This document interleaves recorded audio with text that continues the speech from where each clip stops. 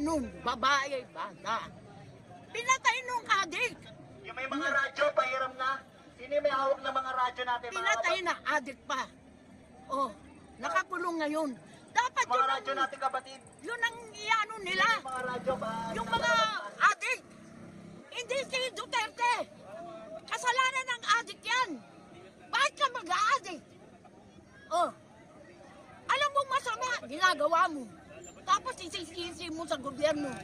Adik ka nga eh. Ang adik, walang matinong gawain yan. Magnanakaw yan. They are harboring the neighborhood, raping the old, the women. That is, you tell to the, to international media, Duterte is ignorant. Wala siyang kasalanan. Ang may kasalanan, mga adik.